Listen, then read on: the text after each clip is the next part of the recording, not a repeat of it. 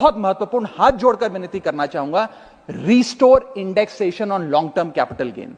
Ma'am, पूरे दुनिया में इन्वेस्टर्स को इन्वेस्टमेंट्स करने के लिए प्रमोट करने के लिए इंसेंटिवाइज किया जाता है। इस देश में इंडेक्सेशन हटाकर हम इन्वेस्टर क्लास को डिस इंसेंटिवाइज कर रहे हैं इन्वेस्ट करने के लिए। इंडेक्सेशन हटाना टैक्स लगाना नहीं है, इन्वेस्टर्स को पीनलाइज करने जैसा है। मैडम, मैं बताना चाहता हूं, inflation ravages the value of money.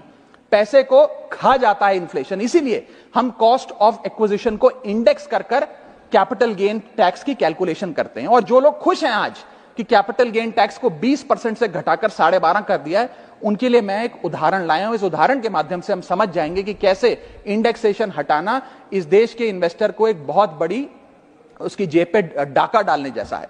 Madam, फर्ज करिए कि 2001 में आपने 1 करोड़ रुपए का एक मकान खरीदा। वो मकान की दर 6% के हिसाब से बढ़ती गई उसकी वैल्यू, और आज वो मकान जो 1 करोड़ का आपने 2001 में खरीदा था, वो आज 4 करोड़ 17 लाख रुपए का हो गया। अब दो सिनेरियो हैं, एक इंडेक्सेशन का सिनेरियो जिसमें आप बेचें उस पर टैक्स लगे, और एक नया सिनेरियो जिसमें आप उसे बेचेंगे तो नई रेट के अकॉर्डिंग उस पर टैक्स लगेगा। मैं पहले पुराने सिस्टम के हिसाब से, इंडेक्सेशन वाले सिस्टम के हिसाब से उस पर कितना टैक्स लगेगा वो आपको बताना चाहता हूं। आज वो मकान जो आपने वर्ष 2001 में 1 करोड़ का खरीदा था, वो आप 4 करोड़ 17 लाख रुपए का बेचती हैं, तो आपकी सेल प्राइस 4 करोड़ 17 लाख, लेकिन आपकी purchase price, inflation adjusted indexed purchase price 1 crore नहीं, लगभग 3 करोड़ 60 लाख के आसपास आती है। यानी कि आपका sale price minus purchase price, जो प्रॉफिट ऑन सेल है, वो 54 लाख रुपए होता है। उस 54 लाख रुपए पर 20% के अकॉर्डिंग आप पे टैक्स लगता है। यानी कि इंडेक्सेशन वाले फॉर्मूले से आपको कुल टैक्स 10,80,000 रुपए देना पड़ता है। मैं राउंड ऑफ करके 11 लाख रुपए कहता हूं।